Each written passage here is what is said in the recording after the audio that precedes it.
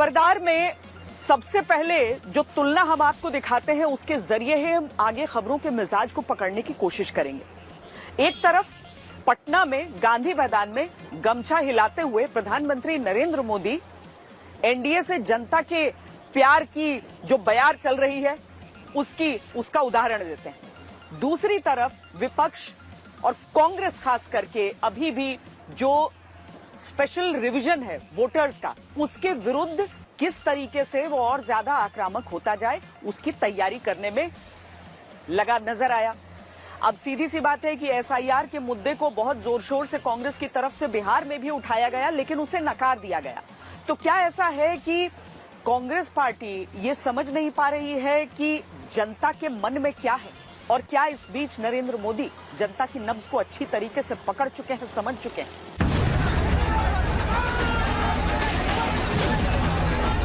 नीतीश सरकार की शपथ ग्रहण वाले पटना शहर से 1101 किलोमीटर दूर जगह जयपुर राजस्थान। कांग्रेस के युवा कार्यकर्ता सड़क पर उतरकर प्रदर्शन करते हैं, बैरिकेड पर चढ़कर एसआईआर यानी बिहार के बाद देश के 12 राज्यों में होते वोटर रिवीजन की प्रक्रिया का विरोध करते हैं और पुलिस पानी की बौछार करती है। वाटर कैनन छोड़ा जा रहा है, ये यूथ कांग्रेस का प्रोटेस्ट है, जहां पर आप देख सकते हैं यहाँ पर एसआईआर के खिलाफ जिस तरह से इनका आरोप है कि बिहार में जनमत को लूटा गया है, उस एसआईआर के खिलाफ ये प्रदर्शन कर रहे हैं, जहां पर इस तरह से वाटर कैनन छोड़ा जा रहा है। यूथ कांग्रेस के कार्यकर्ता हैं, यूथ कांग्रेस के राष्ट्रीय अध्यक्ष उदय भानु चिप भी आए हैं। जयपुर में कांग्रेस के विरोध प्रदर्शन से कुछ देर पहले ही सड़क के रास्ते 18 घंटे की दूरी पर मौजूद पटना के गांधी मैदान में ऐतिहासिक रूप से एनडीए सरकार का शपथ ग्रहण समारोह होता है। उस बिहार में जहां एसआईआर का ही विरोध करके पूरा कैंपेन चलाने वाले विपक्ष को जनता ने इस मुद्दे समेत तमाम मसलों पर खारिज करके केवल 35 सीट पर समेट दिया। तो सवाल यह आता है कि क्या विपक्ष लगातार ऐसे मुद्दों पर राजनीति करके हार रहा है जिससे जनता का जुड़ाव ही नहीं, और क्या नरेंद्र मोदी लगातार जनता की नब्ज पकड़ रहे हैं जिससे ऐतिहासिक जीत मिल रही है? पटना में शपथ ग्रहण समारोह के दौरान का एक वीडियो चर्चा में आया। इस वीडियो में प्रधानमंत्री के स्वागत के लिए सड़क किनारे लगे बोर्ड को उठाकर ले जाता एक बच्चा दिखता। इसके आगे की बातचीत का एक हिस्सा सुनिए। ऐसे वीडियो पहले भी अलग अलग सभाओं से आते रहे, लेकिन चुनाव के दौरान का ही एक वायरल वीडियो आज देखना फिर से जरूरी है, जिसमें एक बुजुर्ग महिला है जो पेंशन को लेकर क्या कहती है, सुनिएगा। कुछ लोग इन वीडियो में जनता का नरेंद्र मोदी से जुड़ाव देखते हैं, कुछ लोग इसे प्रायोजित आयोजित सोचते हैं, लेकिन बिहार के चुनावी नतीजों के बाद नीतीश कुमार के मुख्यमंत्री के तौर पर 10वीं बार शपथ, और उस शपथ में जनता के सामने यूं ही हाथ पकड़कर लाए जाते नीतीश कुमार, वो इसलिए संभव हो पाया क्योंकि जनता ने चुनाव जिताया। और हवा यूं ही नहीं बनती, ये हवा यूं ही नहीं चलती, ये गर्दा यूं ही नहीं उड़ता।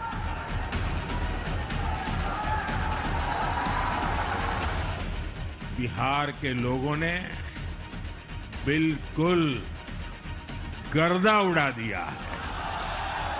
गमछे से गर्दा उड़ाकर नीतीश कुमार 10वीं बार इस शपथ ग्रहण वाले मंच तक पहुंच पाए तो विपक्ष इसके पीछे वोट चोरी, एसआईआर के नाम पर वोट काटने का आरोप लगाता है। लेकिन जो चीज नहीं देखी जाती कि गमछा हिलाने की शुरुआत कैसे हुई। बिहार से जुड़कर प्रधानमंत्री नरेंद्र मोदी शपथ ग्रहण के मंच से अब की चौथी बार गमछा हिलाए। इससे पहले तीसरी बार गमछा तब हिलाया जब बिहार के चुनावी नतीजे आए। जगह थी दिल्ली में बीजेपी का मुख्यालय, और ये मौका इसलिए मिल पाया क्योंकि इससे पहले 1 नवंबर को मुजफ्फरपुर में जनता का सैलाब देखकर गमछा हवा में हिलाकर ही प्रधानमंत्री ने अभिवादन किया था। पर असली बात जो देखनी समझनी जरूरी है कि गमछा हवा में हिलाकर जीत नहीं मिलती है। इसलिए इस तस्वीर पर ध्यान दीजिए। अगस्त के महीने में बिहार में प्रधानमंत्री ने पहली बार गमछा तब हिलाया जब उन्होंने 1871 करोड़ की लागत से बने औटा सिमरिया महासेतु का उद्घाटन किया था। अगस्त में उत्तर से दक्षिण बिहार की दूरी को कहते कि 100 किलोमीटर कम करने वाला विकास का सेतु देकर नरेंद्र मोदी ने गमछा हिलाया तो जनता ने भी वोट देकर मोदी नीतीश की जोड़ी को जीत का गमछा हिलाने का मौका दिया। सब नाप तोल के निर्णय लेके सब वोट भी किया, और अब उसके आगे भी अब यहाँ पर जब शामिल होने के लिए आई थी तो भी यही सब सोचते हुए आई थी। जिस पहली महिला से मैंने बात की यहाँ पर, उन्होंने कहा कि अब तो खाली चिंता है कि रोजगार देते हैं कि ना, तो अब यानी कि 5 साल के लिए वोट दिया है, बोल रहे हैं तो नहीं देंगे तो हम फिर उसके बाद हम निर्णय ले लेंगे। बढ़िया लगता है। 5 साल इस बार हाँ रहेंगे एकदम पूरा। मेरा देश सुरक्षित हाथ में है एकदम। प्रदेश भी देलखिन किसान कार्ड बनेलखिन, किसान के अथी देलखिन, लेबर कार्ड बनले, खेती करले, बिजनेस करले, देलखन तो वोट देलिए, ओहि द्वारे जीतेलिए। की नहीं दिलके रुपया वृद्धा पेंशन बढ़ोलके, 10,000 का टोको दिलके, हमरे कमला दिलके तो भाई डर खाल में तो नहीं गोरल छिए। ये भरोसा जनता का यूं ही गमछा हिलाने वाले विजय पर्व का मौका नहीं देता। इसके लिए क्या करना होता है, इससे जुड़ी एक बात प्रधानमंत्री ने खुद बताई है। साथियों, बिहार चुनाव जीतने के बाद कुछ लोगों ने, मीडिया के कुछ मोदी प्रेमियों ने फिर से ये कहना शुरू किया है, भाजपा मोदी हमेशा 24/7 इलेक्शन बोर्ड में ही रहते हैं। मैं समझता हूं चुनाव जीतने के लिए इलेक्शन मोड नहीं, 2400 घंटे इलेक्शन मोड में रहना जरूरी होता है। इमोशनल मोड में रहना जरूरी होता है, इलेक्शन मोड में नहीं। अब इस इमोशनल मोड को समझिए। स्थानीय भाषा में ही भाषण की शुरुआत नरेंद्र मोदी करते आए हैं। स्थानीय पहनावे परंपरा को तरजीह देते हैं। बिहार में चुनाव प्रचार की शुरुआत कर्पूरी ठाकुर को श्रद्धांजलि के साथ करते रहे। धार्मिक स्थलों पर पूजा और दर्शन को जाते रहे। जहां रैली वहां से अपनी पुरानी यादों को जोड़ते रहे। जनता के बीच में जाने के लिए रोड शो जरूर करते हैं, लेकिन जनता केवल इतने भर से नहीं जुड़ती। नरेंद्र मोदी एक चुनाव होता नहीं, दूसरे चुनावी राज्य के बारे में सोचने लगते हैं। इसको ऐसे समझिए कि दिल्ली का चुनाव जब इसी साल शुरुआत में बीता भर था, तब फरवरी के महीने में 1 फरवरी को मधुबनी साड़ी में वित्त मंत्री बजट पेश करने पहुंच गई। 7 फरवरी को पीएम मोदी बिहार के एनडीए सांसदों से मिले और 19 फरवरी को रेखा गुप्ता ने मधुबनी साड़ी में ही सरकार बनाने का दावा पेश किया। दूसरी बात, बिहार का चुनाव जिस दिन पूरा होता है, प्रधानमंत्री ने कह दिया कि अब गंगा जी बिहार से बंगाल पहुँचती है, बंगाल में अगला चुनाव होना है। और तीसरी बात, तमिलनाडु में भी आगे चुनाव होने जा रहा है। उससे पहले ही बिहार के गमछे की बात प्रधानमंत्री ने तमिलनाडु में भी कह दी है। जब मैं यहाँ मंच में आया तो मैं देख रहा था काफी किसान भाई बहन वो अपना गमछा घुमा रहे थे, तो मुझे लग रहा था कि बिहार की हवा मेरे आने से पहले पहुंच गई है। ये इमोशनल मोड आगे कैसे बढ़ता है, इसे बिहार के नजरिए से भी समझ लीजिए। 2024-25 के बजट में बिहार एयरपोर्ट, एक्सप्रेसवे और मखाना बोर्ड का ऐलान किया। चुनाव की घोषणा से पहले बिहार में नरेंद्र मोदी ने 7 बार दौरा किया। 1.31 लाख करोड़ की परियोजनाओं का शिलान्यास और उद्घाटन किया। 3 बार मेरा बूथ सबसे मजबूत के जरिए कार्यकर्ता, युवा और महिला संवाद किया। बिहार चुनाव में 90% स्ट्राइक रेट के साथ 14 रैली और 1 रोड शो किया। तब जाकर फिर प्रचार से शपथ के मंच तक गमछा हिलाने का मौका जनता देती है। बिहार के लोगों का ये पसंदीदा एक्शन है, जो खुद भी लोग यहाँ ग्रामीण परिवेश में करते आए हैं। गमछा घुमाना, गमछा गले में रखना, तो ये चीज़ यहाँ के लोग को पसंद है। और एक मैसेज भी है कि जो भी विरोधी हम लोग के आसपास फटकने का कोशिश करेगा, उसको गर्दा उड़ा दिया जाएगा। गमछा घुमाने का स्टाइल क्या दिखाता है प्रधानमंत्री का?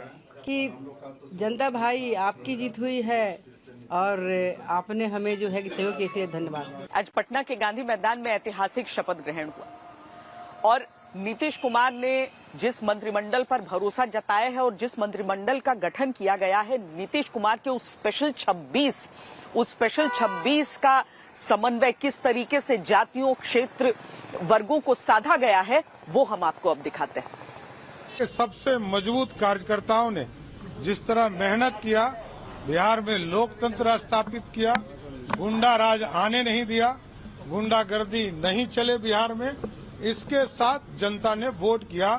और मैं विशेष तौर पर बिहार की महिलाओं को धन्यवाद देता हूं, जिन्होंने लोकतंत्र में बढ़ चढ़कर बिहार में मतदान करने का काम किया।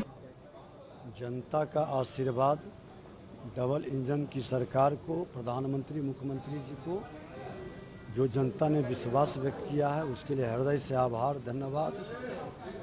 और विकास की रफ्तार जो बढ़ी है, वो विकसित बिहार बनाने का एक नया माहौल बनेगा। पहले तो मैं कैमूर जिला चैनपुर विधानसभा के तमाम मतदाता मालिक, तमाम भाई बहनों को दिल के गहराइयों से स्वागत करता हूं, जिन्होंने मेरे ऊपर दोबारा उम्मीद करके सदन भेजने का काम किया। अपने नेता आदरणीय जनाब नीतीश कुमार जी का शुक्रिया अदा करना चाहता हूं, जिन्होंने भरोसा करके दोबारा मेरी जिम्मेदारी बिहार कर दी है। निश्चित तौर पर जो अधूरा कार्य है उसको मैं पूरा करूँगा। जो मुख्यमंत्री जी ने भरोसा जताया है, पूरी ऊर्जा के साथ पूरे बिहार में आधी आबादी को सशक्त करेंगे। माननीय मुख्यमंत्री जी का जो भी दायित्व मिलेगा उस डिपार्टमेंट को मजबूती के साथ जन आकांक्षाओं के लिए काम करेंगे और डबल इंजन की सरकार और भी तेज गति से बिहार में काम करेगी। माननीय मुख्यमंत्री जी का जो सुशासन रहा, जो न्याय के साथ विकास, जो महिलाओं का भरोसा, भय मुक्त शासन चाहिए आधी आबादी को। जिस तरह से आधी आबादी ने ठाना था कि एनडीए की सरकार बनाना है, अब माननीय मुख्यमंत्री जी को फिर से नीतीश कुमार जी को देखना चाहते थे, तो आधी आबादी को सैल्यूट है। जिस तरह से भूखे प्यासे लाइन में लग के आधी आबादी ने इस सरकार को बनाने में महत्वपूर्ण भूमिका निभाई है। काम करने का फिर मौका मिला है। हम लोग पिछली सरकार में भी थे और बहुत चीज़ सीखने को मिला है। इस बार अपार बहुमत मिला है, प्रचंड बहुमत जिसको कहते हैं, और जनता का जो आशीर्वाद है एक तरह से चुनौती है हम लोग के लिए, क्योंकि बिहार को विकसित राज्यों में शामिल करना, बिहार में उद्योग धंधे खोलने हैं, बिहार को डिजिटल बिहार बनाना है और रोजगार का सृजन करना है, हर घर में रोजगार देना, ये सब संकल्प हमारा है। उस संकल्प को हमको 5 साल में पूरा करना है। उस परिकल्पना पर, उस संकल्प पर हम लोग काम करेंगे और एक टीम के रूप में काम करेंगे। डबल इंजन की सरकार है। माननीय प्रधानमंत्री जी स्नेह और कृपा बिहार के ऊपर दिखाए हैं। आज भी ऐतिहासिक गांधी मैदान में आकर एक इतिहास बना दिए। ये जोड़ी आप कह सकते हैं कि एक अनोखा जोड़ी है, अविश्वास का जोड़ी है, और विश्वास जहाँ पर है, भरोसा जहाँ पर है, तो उसमें जनता का भरोसा भी मिला हुआ है। तो जनता के भरोसा पर माननीय प्रधानमंत्री जी और मुख्यमंत्री जी हमेशा खरा उतर रहे हैं। अभी हम लोग देख रहे हैं कि दोनों आदमी का जो कह सकते हैं कि जोड़ी है वो पसंद भी आ रहा है। जोड़ी बनाना अलग है। देखिए, ये बेसिकली अनुभव और युवा जोश का मिश्रण है। नए लोगों को भी मौका मिला है, लेकिन कई अनुभवी चेहरे भी इस युवा टीम को मार्गदर्शन देने के लिए हैं। तो मेरा ये मानना है कि एक बहुत ही अच्छा मिश्रण माननीय मुख्यमंत्री जी ने तय किया है, और युवा जोश अनुभव के साथ जब आगे बढ़ता है तो निश्चित रूप से जो संकल्प है वो सिद्धि की ओर बढ़ता है। गठबंधन के तौर पर एनडीए की तरफ से परिवारवाद का मुद्दा बहुत उठाया जाता है, लेकिन जब इस मंत्रिमंडल को देखते हैं तो एनडीए के 2 घटक दलों में कम से कम परिवारवाद नजर आता है। एक उपेंद्र कुशवाहा की पार्टी, दूसरा जीतन राम मांझी की पार्टी, जहां पर बेटों को मंत्री बनाया गया है। यानी कि बहू बेटी समधन सबको टिकट तो दिया जाता है, बेटे चुनाव नहीं लड़ते हैं, विधायक नहीं बनते हैं, लेकिन मंत्री बना दिए जाते हैं। उफ, बिहार के नेताओं का ये पुत्र मोह। हिंदुस्तान आवाम मोर्चा सेक्युलर, जनता ने जिनके विधायकों को चुनाव जिताया, लेकिन मांझी ने मंत्री बनाया संतोष सुमन को, जो एक एमएलसी। सवाल है कि जीतन राम मांझी ने अपने 5 विधायकों में से एक को भी मंत्री बनाने लायक क्यों नहीं समझा? क्या संतोष सुमन को मंत्री बनाने की क्वालिफिकेशन यही है कि वो मांझी के बेटे हैं और बेटे के प्रेम में पड़कर वो जनता का भी क्या तिरस्कार करने से नहीं चूके? इसके लिए माननीय मुख्यमंत्री जी को, बिहार की जनता को धन्यवाद देता हूँ। अब ये तस्वीर देखिए, प्रधानमंत्री नरेंद्र मोदी जिस नौजवान को पांव छूने से रोक रहे हैं, शर्ट और जीन्स पहने जिस नौजवान को बिहार के 10वीं बार मुख्यमंत्री बनने वाले नीतीश देख रहे हैं, इनका नाम है दीपक प्रकाश और ये नीतीश सरकार में मंत्री बनाएगा। दीपक प्रकाश से जुड़ी 2 खास बात। पहली ये कि आरएलएम यानी राष्ट्रीय लोक मोर्चा के प्रमुख उपेंद्र कुशवाहा के बेटे हैं, और दूसरी ये, दीपक प्रकाश ने मंत्री पद की कुर्सी पाने वाली उपलब्धि विधानसभा चुनाव नहीं लड़ने पर भी हासिल की है। सीधे जनता से चुनकर आने वाले वो किसी भी सदन के सदस्य भी नहीं। और सवाल ये कि पुत्र मोह नहीं तो क्या है? जीतन राम मांझी की तरह उपेंद्र कुशवाहा भी परिवार के आगे कुछ देख ही नहीं पाए। जनता ने उनकी पार्टी के 4 उम्मीदवारों को जिताया, उम्मीद लगाई कि उनका विधायक मंत्री बनेगा, सरकार में उनके इलाके की धमक बढ़ेगी, वीवीआईपी सीट बनने से ज्यादा विकास होगा। लेकिन हाय री किस्मत, उपेंद्र कुशवाहा ने जनता की उम्मीदों को तोड़ते हुए, 4 अपने विधायकों को नजरअंदाज करते हुए मांझी की तरह अपने बेटे को नीतीश सरकार के मंत्रिमंडल में जगह दिलाई, जबकि वो किसी भी सदन के सदस्य नहीं। दीपक प्रकाश को 6 महीने के भीतर विधान परिषद और विधानसभा का सदस्य बनना होगा ताकि मंत्री पद पर बने रह सके। दीपक प्रकाश की तकदीर अच्छी है क्योंकि उनके पापा उपेंद्र कुशवाहा हैं, जिन्होंने बेटे को सबसे बड़ा सरप्राइज देने के चक्कर में जनता को दंग कर दिया। राजनीति में क्या आपकी एंट्री हुई थी अचानक से सीधा मंत्री पद, क्या कहेंगे? मंत्री पद मिला है लेकिन राजनीति में नए नहीं है। बचपन से राजनीति को काफी करीब से देख रहे हैं। उम्मीद लगाई जा रही थी कि आपकी पार्टी से अगर कोई मंत्री बनेगा तो आपकी माता जी स्नेहलता जी जो है बनेगी मंत्री। सुबह से हम लोग मीडिया वाले यही अटकलें लगा रहे थे, लेकिन ये जिनसे आपका नाम कैसे निकल गया कि सुपुत्र बनेंगे मुख्यमंत्री, जो ना एमएलए हैं ना एमएलसी हैं? जहाँ तक मेरे पास खुद भी जानकारी है, मेरे पिता और नेता उपेंद्र कुशवाहा जी, उनकी बैठक हुई पार्टी के बाकी नेताओं के साथ और उसमें तय हुआ। क्यों तय किया गया मेरा नाम, इस पर तो आपको उपेंद्र कुशवाहा जी सही जवाब दे पाएंगे। लेकिन ये क्या पहले से तय था? आपको पहले कल पता चल गया था कि आपको शपथ लेना है? पिताजी ने बता दिया था? नहीं, जैसे आप लोगों को जब पता चला तो थोड़ी देर पहले ही हमको खुद भी पता चला होगा। आपके लिए भी एक तरीके से सरप्राइज न्यूज था ये? जी बिल्कुल। चुनाव से ऐन पहले उपेंद्र कुशवाहा के नाराज होने और मान जाने की खबरें तो सभी ने देखी। सवाल ये कि क्या उपेंद्र कुशवाहा ने ये सब कुछ अपने बेटे के लिए नई सरकार में मंत्री पद और एमएलसी की सीट पहले से लेने का वादा पाने के लिए किया? अब इस तस्वीर को देखिए, एक ही फोटो में सारी कहानी समाई है। ये उपेंद्र कुशवाहा हैं जिनके हाथों में आरएलएम की कमान है, राज्यसभा सांसद हैं, पत्नी स्नेहलता सासाराम से जीतकर विधायक हैं और बेटा दीपक प्रकाश नीतीश सरकार में मंत्री बन गया। मतलब पार्टी ना हो गई प्राइवेट लिमिटेड कंपनी जिसमें जीतकर चाहे कोई आए सभी बड़े पद घर में बटेंगे। और जब इस बारे में उपेंद्र कुशवाहा से उनके बेटे को लेकर पूछा गया तो उन्होंने बेटे का बायोडेटा कुछ इस तरह पढ़ा कि मानो मंत्री पद के लिए दीपक प्रकाश को बनाकर बिहार की जनता पर बहुत बड़ा एहसान कर दिया गया। तो बेटे के बारे में बताएंगे क्योंकि फर्स्ट टाइम उनको लोग देख रहे हैं, जानना चाह रहे हैं कौन है दीपक, क्या करते हैं, जब बताएं ना उसके बारे में बताना क्या है, लोग जान ही जाएंगे धीरे धीरे। कंप्यूटर साइंस से उन्होंने इंजीनियरिंग की, उसके बाद एक बड़ी मल्टीनेशनल कंपनी में उसने नौकरी भी की और वहाँ से छोड़कर फिर राजनीति की तरफ उसका कदम बढ़ा है। देश और बिहार के चुनावों में परिवारवाद की खूब चर्चा होती है। हर पार्टी दूसरे पर नेताओं के रिश्तेदारों को टिकट देने का आरोप लगाती है, लेकिन हकीकत ये कि परिवारवाद से कोई भी अछूता नहीं। छोटी पार्टियां, क्षेत्रीय पार्टियां सबसे ज्यादा इस रोग से संक्रमित लगती हैं। जीतन राम मांझी की पार्टी हम में तो परिवारवाद इतनी बुरी तरह हावी है कि हम के 5 विधायकों में से एक जीतन राम मांझी की बहू दीपा कुमारी हैं, एक उनकी समधन है ज्योति देवी। इस तरह जीतन राम मांझी खुद केंद्रीय मंत्री हैं, बेटे संतोष सुमन हम के अध्यक्ष और तीसरी बार बिहार में मंत्री बने। मांझी की बहू और समधन आपको बताया हमने कि विधायक। इसके अलावा जीतन राम मांझी की बेटी सुनैना देवी मेयर का चुनाव हार चुकी है। दामाद देवेंद्र मांझी हम के महासचिव और एससी आयोग के उपाध्यक्ष हैं। कुल मिलाकर पूरा परिवार अच्छी तरह से सियासत में फल फूल रहा है। जनता किसे भी चुने, पार्टी के सभी बड़े पदों पर परिवार के लोगों का ही कब्जा है। बिहार के सियासी समीकरण भी कुछ ऐसे ही हैं कि हम जैसी छोटी पार्टियों की बड़ी अहमियत है, इसलिए कोई भी आए जाए मांझी के बेटे को मंत्री पद मिल जाता है। नई टीम बनाई गई है, कई लोगों को बदला भी गया है, मौका दोबारा नहीं दिया गया। देखिए ये तो होता है, जब कोई चीज़ नया बनता है तो कुछ नयापन के लिए नए लोगों को होता है, लेकिन इसका ये मतलब नहीं कि पुराने लोग ठीक नहीं थे। लेकिन नए लोगों को मौका मिला, मैं उनको शुभकामना देता हूँ। तो ये है बिहार में हुए नए चुनाव की पुरानी कहानी, जो बताती है कि बिहार की सियासत में परिवारवाद हावी था और है। आगे ऐसा होता रहेगा या नहीं, इस बात का फैसला जनता करेगी, जो पुत्र मोह की इन कहानियों पर पूर्ण विराम लगा सकती है। जो नए नए मंत्री बने हैं उन सबसे भी आज पूछा गया कि आगे आने वाले समय में उनके लक्ष्य पर, निशाने पर क्या है, लेकिन उससे बढ़कर आज का दिन कितनी खुशी सबके लिए लेकर आया है। अब ऐसे में महिलाएं जिन्हें मंत्री पद दिया गया है उसमें एक नाम है श्रेयसी सिंह का। ओलंपियन रही हैं, शूटर हैं और इसके साथ ही दूसरी बार की विधायक हैं। उन्हें मंत्री पद आज दिया गया है, उनसे मैंने खास बातचीत की।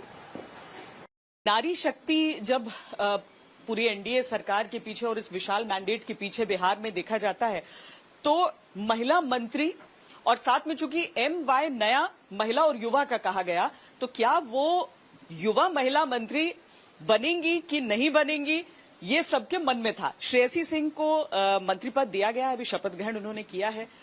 ये आपका दूसरा टर्म है और उसमें आपको ये अहम जिम्मेदारी इतनी ऐतिहासिक मैंडेट के साथ? जी, निश्चित रूप से देखिए, जहां एक तरफ प्रसन्नता भी है, वहीं इस बड़ी जिम्मेदारी का एहसास भी है। गंभीरता के साथ जो एक संकल्प हमने लिया है कि बिहार को विकसित राज्य बनाना है, उसमें किस तरह से काम करेंगे। युवा है तो युवा जोश भी है, महिला है तो एक बड़ी आबादी की मन की बात बिना उनके कुछ कहे समझ सकते हैं, क्योंकि खुद उन चीजों को, उन बातों को जी रहे हैं। और साथ ही साथ एक अनुभवी मुख्यमंत्री जी का साथ मिला है, सहारा मिला है, बड़ा मैंडेट मिला है, तो निश्चित रूप से ये वादा करते हैं कि बड़ा काम करके दिखाएंगे। ऐसी जगह से आप विधायक हैं, हालांकि अगर हम पूरे डिस्ट्रिक्ट को देखें तो देश में कहते हैं सबसे बड़ा सोना भंडार जमुई से ही में ही है। तो सोने का जो भंडार है वहां पर लोगों को भी बड़ी उम्मीद आपसे होगी अपने क्षेत्र के लिए और अपने राज्य के लिए। आपका क्या? जी देखिए, एजेंडा जब बात राजनीति चुनाव की होती है तो एजेंडा सिर्फ और सिर्फ विकास होना चाहिए। पिछले 5 सालों में विकास के कार्यों को ही लेकर हम आगे बढ़े। पूरी सेवा और ईमानदारी के साथ हमने विकास के कार्यों को धरातल पर उतारा। जमुई विधानसभा में जो 5 साल में काम हुआ वो ऐतिहासिक काम हुआ, वैसा काम हुआ जो 15-20 साल से पेंडिंग चल रहा था, धरातल पर नहीं उतरता था। मुद्दा जरूर बनता था लेकिन धरातल पे प्रोजेक्ट्स नहीं उतरते। आज अच्छा काम करके दिखाया है तो शीर्ष नेतृत्व ने भी ये जिम्मेदारी की कि बिहार सिर्फ जमुई ही नहीं बल्कि पूरे बिहार के लिए काम करके दिखाओ। निश्चित रूप से अभी तो मंत्रिमंडल कौन सा मिलेगा, कौन से विभाग का मिलेगा, इसकी एलोकेशन अभी तक नहीं हुआ है। जो भी विभाग मिलेगा अच्छा काम करके दिखाएंगे, क्योंकि अपने जो पिताजी स्वर्गीय दादा दिग्विजय सिंह जी का जो संस्कार था वो हमें भी है, उनका डीएनए हमें भी है।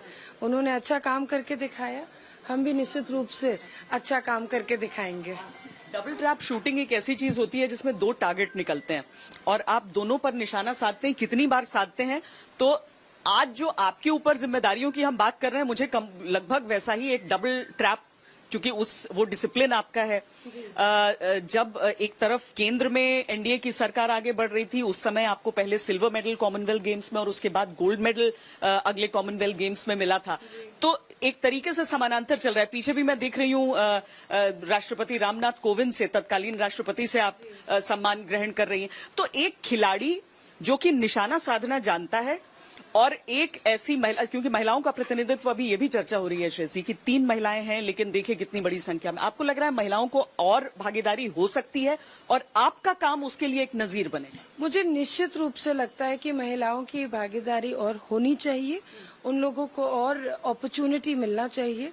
जहां पर मुझे पूरा यकीन है अपने नेतृत्व पे, माननीय प्रधानमंत्री जी और माननीय मुख्यमंत्री जी के नेतृत्व पर पूरा भरोसा है कि आने वाले समय में और महिलाओं को आगे बढ़ावा दिया जाएगा। मेरठ से एक बेहद चौंकाने वाला मामला सामने आया है। यहाँ पर एक 2.5 साल का बच्चा खेलते खेलते चोटिल हो जाता है, डॉक्टर के पास उसे ले जाया जाता है। डॉक्टर टांके लगाने की जगह फेविक्विक से उसकी चोट को चिपका देता है। बच्चा दर्द से कराहता रहता है, लेकिन डॉक्टर इस बात पर ध्यान नहीं देता। बाद में जब दूसरी जगह पर उसका इलाज किया जाता है तब हकीकत सामने आती है। अब इस मामले की जांच हो रही है।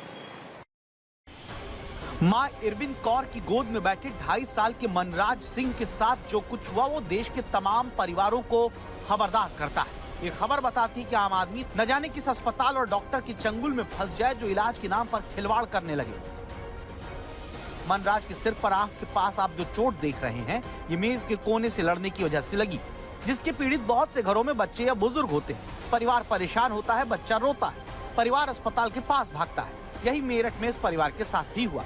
रोते बिलखते मनराज को लेकर मां मेरठ के भाग्यश्री नाम के अस्पताल पहुंची, लेकिन फिर वहां जो कुछ हुआ सुनिए और सोचिए किस तरह तमाम प्राइवेट अस्पताल इलाज के नाम पर ऐसे डॉक्टर को बैठा कर चल रहे हैं जिन्हें पता ही नहीं है कि इलाज कैसे करना है। रात को खेलते हुए इसके टेबल का कॉर्नर लग गया था, तो भाग्यश्री हॉस्पिटल लेके गए थे। तो वहाँ पे उन्होंने ना इसका जो चोट लगी थी ना वो साफ किया ना कुछ, और डायरेक्टली जो 5 रुपए वाली जो फेविक्विक होती है वो उसके लगा दी। आप वहीं पे ट्रीटमेंट के दौरान? जी मैं वहीं। आपने देखा फेविक्विक थी वो? हाँ, मेरे सामने खोली उन्होंने, ये मेरी गोदी में ही था और मेरे सामने ही उन्होंने मेरी गोदी में इसके लगाया। तो आपने कहा नहीं कि आप इस तरीके से क्यों फेविक्विक? हमने उन्हें बोला था तो उन्होंने कहा नहीं, मेरे अपने बेटे के 2 दिन पहले चोट लगी थी तो मैंने भी उसे फेविक्विक ही लगाई थी। जो वहाँ पे डॉक्टर था उसने ये बोला जी कि फेविक्विक से कोई नुकसान नहीं है। आरोप सुनकर हंसी आ सकती है, लेकिन ये गंभीर बात है। सवाल है कि कैसे अस्पताल शहरों में हैं, जहां ऐसे झोला छाप डॉक्टर बैठे हैं जो बच्चों को टाका लगाने की जगह सोचते कि 5 रुपए की फेविक्विक से वो खून रोक देंगे। इसके बाद क्या हुआ, अब आप आगे माँ से सुनिए। 7 साढ़े 7 बजे लोकप्रिय लेके गए तो वहाँ पे डॉक्टर को काफी देर लगी, 2 से 3 घंटे। इसकी चोट में से उन्होंने उसकी चोट को पहले खोला और फिर उसके सीजर से, प्लकर से फेविक्विक के पीसेस निकाले और फिर इसके स्टिचेस लगाए। सोचिए अगर आंख में वो फेविक्विक चली जाती तो क्या होता। इसके बाद आरोपी अस्पताल ने तो चुप्पी साध ली, कोई कुछ बोल नहीं रहा। वहीं मेरठ के सीएमओ ने शिकायत के बाद जांच के आदेश दिए। इलाज न करके उसको जो है फिर बाद में परेशानी नहीं हुई, किसी दूसरे हॉस्पिटल में उन्होंने दिखाया तो वो मामला संज्ञान में है, कल ही संज्ञान में आया है। उस पर हम लोग एक जांच कमेटी बिठा के जांच करवा रहे हैं। जैसे जांच में जो भी चीजें आएगी उसके अनुसार आगे कार्रवाई की जाएगी। जांच तय समय में पूरी करके आरोपी अस्पताल, उसके कर्मचारी पर एक्शन होना जरूरी है। ये पता करना भी चाहिए कि क्या ऐसे लापरवाही भरे इलाज के और भी पीड़ित इसी अस्पताल के हैं। अगर हाँ, तो उनकी सबकी शिकायत जोड़कर ऐसी कार्रवाई की जाए जो नजीर बने। वो खबर जो हर माता पिता को परेशानी में डालती, खबर दिल्ली से है, जहां पर एक 16 साल के छात्र ने मेट्रो स्टेशन पर प्लेटफॉर्म से कूदकर जान दे दी। ये घटना कल दोपहर की है। जो सुसाइड नोट बरामद हुआ है उसमें उसने अपने टीचरों को मानसिक उत्पीड़न के लिए जिम्मेदार बताया है। बेटे को बोला था कि अभी 10th के 10 दिन बचे हैं, हम स्कूल चेंज कर लेंगे, कोई दिक्कत नहीं आएगी। उसने मान भी लिया था।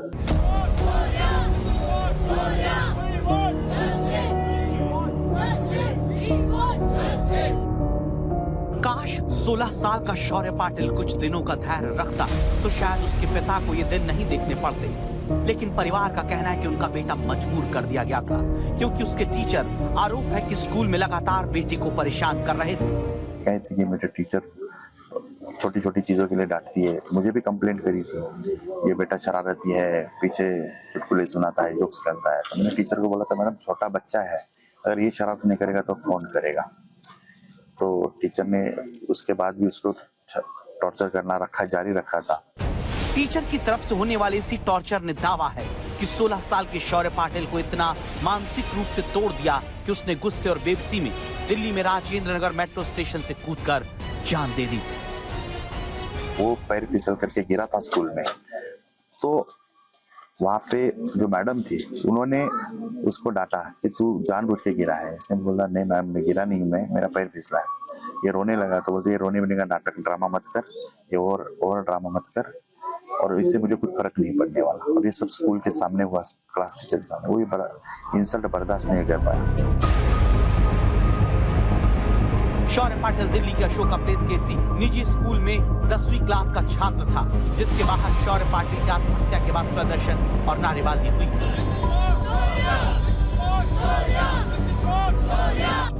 16 साल का एक छात्र अचानक से खुदकुशी कर लेता है। उसके बैग से एक सुसाइड नोट मिला, जिसमें उसने अपने स्कूल की कुछ टीचर्स का नाम लिखा है और उनके खिलाफ एक्शन की मांग की है कि उसे हैरेस किया जाता था। पुलिस ने केस दर्ज कर लिया है, मामले की जांच की जा रही है। शौर्य ने सुसाइड नोट में अपने टीचर पर गंभीर आरोप लगाया और लिखा कि जो मैंने झेला वो किसी और छात्र के साथ ना हो। अगर मेरे शरीर का कोई हिस्सा काम करता है या कोई सही हालत में है तो कृपया उसे किसी जरूरतमंद को दान कर दे। मुझे खेद है, मैं बहुत बुरा इंसान हूँ। मैं बदतमीजी के लिए माफी चाहता हूँ। मैं नहीं चाहता कि मेरी कोई गलती मेरे परिवार के सदस्यों के लिए परेशानी बने। 3 दिन पहले उसके साथ जो युक्ति महाजन मैडम ने बोला था, वो पेरेंट्स को बोला कि हम टीसी देंगे तेरा और स्कूल से निकाल देंगे। तो जिस बच्चे के 10th के एग्जाम के अगर 10 दिन पहले प्री बोर्ड से पहले अगर उसको टीसी मिलेगा तो क्या हो सकता है, आप सोच सकते हो। ये तो परेशान हो गया, उसने हमें ना बताया ना कुछ किया। शौर्य के पिता की शिकायत पर दिल्ली पुलिस ने इस मामले में FIR दर्ज की। तहरीर में पिता ने कहा है, मेरा बेटा शौर्य पाटिल अक्सर मुझसे और अपनी मां से स्कूल की टीचर्स के बारे में शिकायत करता था कि स्कूल में मनु कालरा मैम, युक्ति महाजन, जूली वर्गीज और प्रिंसिपल अपराजिता पाल मैम अक्सर छोटी छोटी बात पर डांटती थी और परेशान करती थी। इसकी शिकायत प्रिंसिपल से की गई, लेकिन शिकायत के बाद भी प्रताड़ना बंद नहीं हुई। परिजनों का आरोप है कि मंगलवार को शौर्य पाटिल घर से ड्रामा क्लास के लिए निकला, लेकिन राजेंद्र नगर मेट्रो स्टेशन पर जाकर उसने जान दे दी। बच्चे की आत्महत्या से परिवार टूट गया। वहीं इस स्कूल में पढ़ने वाले दूसरे बच्चों के अभिभावक इस दर्दनाक हादसे के लिए स्कूल को कटघरे में खड़ा कर रहे हैं।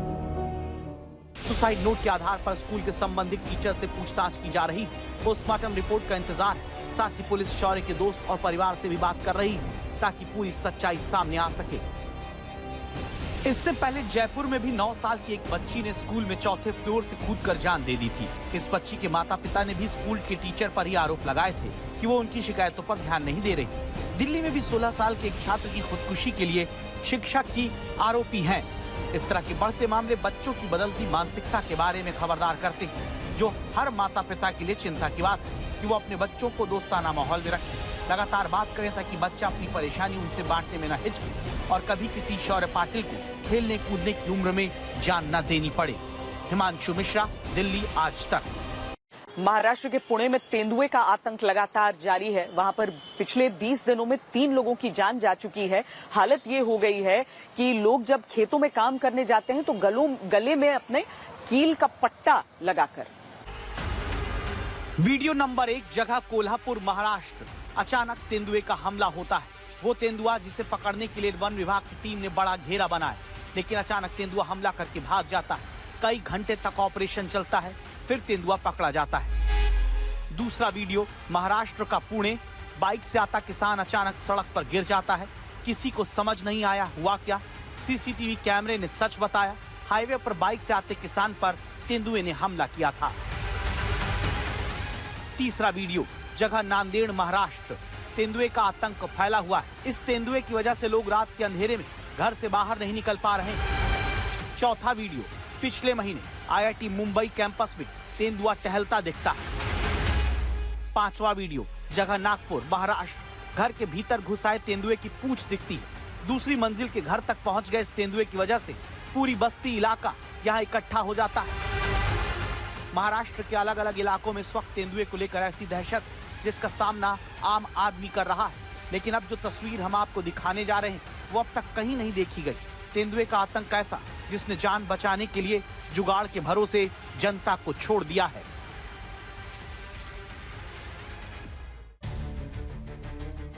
महिलाओं के गले में ये जो कांटेदार कील वाली बेल्ट लगाए आप देख रहे हैं, ये वो हकीकत है जो बताती है कि किस डर में पुणे के पिंपर खेड़ के लोग रह रहे हैं, जिन्हें अब तेंदुए के हमले से बचने के लिए इस तरह अपने गले में लोहे की नुकीली कीलों वाली बेल्ट बांधनी पड़ रही है। खासकर महिलाएं और वो लोग जो खेतों में काम करते हैं, घर के बाहर आते जाते। इस कांटे वाली बेल्ट को गले में लगाना कोई सरल काम नहीं, लेकिन तेंदुए से जिंदगी बचाने के लिए अब इसी जुगाड़ के सहारे जनता है। आम्हाला हे कुत्र्यामुळे म्हणजे शक्कल वाटली। कुत्र्यामुळे ना आम्ही कुत्र्याचा वाघाचा संघर्ष चालला होता। आमच्या समोर कुत्रं ओढलं होतं, त्यावेळेस आम्ही काठ्या वाजवत होतो तर आम्हाला वाटलं कुत्रं नाहीच आता आमच्या हाताळायला यसच येत नाही, आम्ही कुत्रं वाचूच शकत नाही। काठी वाजवते पण पायाला धरलेलं होतं। त्यांनी हे वाघाला असं संघर्ष नाही करता आला का बा मानाला पकडीन का हे करीन। हे खिळे असल्यामुळे आमच्या कुत्र्याच्या पट्टा असल्यामुळे कुत्रं आमचं वाचले। त्यामुळे आम्हाला असं वाटतंय का आम्हालाही शेतकऱ्यांना गवत कापताना खुरपताना आम्हालाही सुद्धा पट्टा घालून असावा, असं काम करावं। आम्ही आता हे गवत कापायचंय ना म्हणून आम्ही असे पट्टे घालू शकतो, हे म्हणूनच काम करू शकतो। तसं आम्हाला शेतकऱ्यांना काम नाही करता येणार। आम्ही मोकळं तसं जाऊ शकत नाही। आमच्या मानावर सुद्धा हल्ला करू शकतोय, पाठीकून हल्ला करू शकतोय। आम्ही गवत उचललं, कवळी उचलली। असल में तेंदुआ सीधे गर्दन पर हमला करता है, जिसके बाद जिंदा बच पाना मुश्किल हो जाता है। इसलिए जुगाड़ यहाँ लगाया गया ताकि तेंदुआ गर्दन पर वार करे तो इस नुकीली कील से उसके मुंह पर चोट लगे और आम आदमी बच सके। यहाँ तक कि अपने घर के कुत्ते को भी लोग अब यही बेल्ट पहनाने लगे हैं। ये बेल्ट की आइडिया हमारे दिमाग में इस वजह से है कि जो हमारे इस पिछले कुछ दिनों से बिबट का बहुत सारा भयावह वातावरण क्रिएट कर रहा है। सो ये जब भी हमने देखा कि हमारे पाले कुत्ते के गले में ये बेल्ट था, सो उसकी वजह से उसकी प्रोटेक्शन हुआ। मीन्स उन दोनों की बिबट और पाले कुत्ते की झुंड चल रही थी आधे घंटे तक। सो इस बिबट को इस बेल्ट की वजह से उसको कुत्ते को मीन्स क्या हुआ, प्रोटेक्शन हुआ, कुत्ता बच गया हमारा। सो हमने ये सोचा कि हमारे घर वाले जब भी खेत में काम करने जाते हैं तो नीचे जब ऐसे झुकते हैं तो उनके गले में ऐसा बेल्ट होगा, तो इस बेल्ट की वजह से उनका प्रोटेक्शन हो सकता है। जैसे कि आप देख रहे हैं इस बेल्ट के ऊपर ऐसे खिले हैं, इस खिले की वजह से उस बिबट को गर्दन पकड़ना आसान नहीं होगा। मीन्स वो क्या रुक सकता है, मीन्स हल्ला करने से हमारे ऊपर। आम लोगों ने तो खुद इसलिए ऐसे जुगाड़ का सहारा लिया क्योंकि पुणे जिले के जुन्नर वन प्रभाग में 2000 से ज्यादा तेंदुए हैं। जो पिछले 20 साल में हमला करके 56 लोगों की जान ले चुके हैं, जबकि 25,000 से ज्यादा जानवर दावा है कि मारे गए। पिछले 20 दिन में ही शिरूर तालुका के पिंपरखेड़ में तेंदुए के हमले में 3 लोगों की जान गई। इसके बाद गुस्साए ग्रामीणों ने वन विभाग की गाड़ी और ऑफिस को जला दिया, पूरे नासिक हाईवे जाम कर दिया। तेंदुए के बढ़ते हमले से नागरिकों में दहशत का माहौल है। दिन में भी घर से बाहर निकलना मुश्किल है। अब जाकर वन विभाग वाले भी ऐसी बेल्ट बना रहे हैं जिसे 3000 से ज्यादा लोगों को बांटकर उन्हें तेंदुए के हमले से बचाने की तैयारी हो रही है। हम लोग इसको नेक गार्ड बोलते हैं, नेक बेल्ट कहने के वजह, क्योंकि सोशल एक्सेप्टेंस हो इसका। तो इसमें कंपोनेंट्स ये है कि एक साइड में बेल्ट है और दूसरे साइड में टीथ्स है, जो शार्पन टीथ है और प्लास्टिक से बना हुआ है, plastic plus silicon material use करके। तो जब भी हम इसको यूज़ करते हैं नेक को प्रोटेक्ट करते हैं कुछ इस तरह। अगर तेंदुआ उस पे अटैक करता है इंसान पे, बैठे हुए काम करते हुए इंसान पे, तो उसका नेक जो जबड़ा होता है तेंदुए का, वो इसके टीथ के ऊपर आता है और उसको इंजरी होके वो इंसान को छोड़ देता है। जो फीटल अटैक होते हैं, डेथ अटैक होते हैं लेपर्ड की वजह से लोगों पे, किसानों पे, हम 100% इसको अवॉइड कर सकते हैं इसको यूज़ करके। तो हम लोगों ने खेतों में फार्मर्स को, किसानों को अब तक जुन्नर फॉरेस्ट डिवीज़न ने 3300 बेल्ट्स ऐसे लोगों में डिस्ट्रीब्यूट किए फ्री। जानकार बताते हैं कि तेंदुए छोटे कद के लोगों के साथ खेतों में काम करने वालों पर सीधे गर्दन पकड़कर हमला करते हैं। ऐसे में सीधे गर्दन पर वार होने से इस खतरे से बचने के लिए पिंपरखेड़ की महिलाओं ने अपने गले में नुकीली कीलों की पट्टियां पहनना शुरू कर दिया है। लाल किले के सामने जो आतंकी धमाका हुआ उसके बाद क्या पाकिस्तान को खुद पर हमले का डर सता रहा है? क्योंकि पाकिस्तान की तरफ से लाहौर और कराची के ऊपर 24 दिसंबर तक नोटा घोषित किया गया है और रक्षा मंत्री भी जो पाकिस्तान के हैं उनकी तरफ से ये बार बार कहा जा रहा है कि भारत हमला कर सकता है। पाकिस्तान को पहली चेतावनी। तो जो भी हमारे काम में रोड़ा अटकाएगा उसके लिए हमें कुछ न कुछ कार्रवाई करनी पड़ेगी। पाकिस्तान को दूसरी चेतावनी। बातचीत, संवाद और आतंकवाद एक साथ नहीं चल सकता है। पाकिस्तान को तीसरी चेतावनी। जो भी आतंकवादी को बढ़ावा देगा हम उसको जवाब देंगे। पाकिस्तान को चौथी चेतावनी। और हमारे पास अगर बैरंग चिट्ठी भी आई तो भी हमें पता है कि जवाब किसको देना है। पाकिस्तान को पांचवी चेतावनी कि जहां तक आप ब्लैकमेल करना चाहते हैं हमें किसी चीज के लिए, मेरे ख्याल से भारत अभी इतना संपन्न है कि हम किसी ब्लैकमेल से डरने वाले नहीं। भारत की तरफ से लगातार दी जा रही इन चेतावनियों ने आसिम मुनीर की नींद उड़ा दी है। ऑपरेशन सिंदूर ने दिखा दिया कि पाकिस्तान भारत के सामने टिक नहीं सकता, लेकिन क्या पाकिस्तान सुधर गया? ऐसा नहीं कह सकते। इसका सबूत लगातार पाकिस्तान से आ रहा है। पहला सबूत दिल्ली धमाके के बाद आया। पाकिस्तान के कब्जे वाले कश्मीर में पूर्व प्रधानमंत्री का बयान, जिसने दिल्ली ब्लास्ट में पाकिस्तान की भूमिका को और भी ज्यादा संदिग्ध कर दिया है। दिल्ली धमाके में जैश के रोल की बात सामने आ चुकी है। जिस तरह से जैश के इशारे पर कश्मीरी डॉक्टर्स को आतंकवादी बनाया गया, उसने देश के अंदर के खतरे को बढ़ा दिया है। पाकिस्तान लगातार आतंकवादियों को बढ़ावा देता जा रहा है। और सबसे चौंकाने वाली बात ये सामने आई है कि रावलपिंडी में पाकिस्तानी सेना मुख्यालय से महज 5 किलोमीटर की दूरी पर लश्कर तैयबा का नया ट्रेनिंग सेंटर बन रहा है। लश्कर का दावा है कि उसके आतंक का ये नया केंद्र अगले रमजान तक पूरी तरह तैयार हो जाएगा। अब सवाल है कि पाकिस्तान ऐसा क्यों कर रहा है? तो इसका जवाब आसिम मुनीर है, जो पाकिस्तान को अपनी मुट्ठी में करने के लिए भारत को भड़काने की हर हरकत आजमा सकते हैं। आज तक से बातचीत में मुनीर विरोधी मेजर आदिल रजा ने इस बारे में बहुत बड़ा दावा किया है। पहलगाम हमले के बाद पाकिस्तान का हश्र पूरी दुनिया देख चुकी है, लेकिन इस बेइज्जती को आसिम मुनीर ने भारत विरोध के नाम पर भुनाकर अपने लिए संविधान तक में संशोधन करवा लिया ताकि उसकी कुर्सी बरकरार रह सके।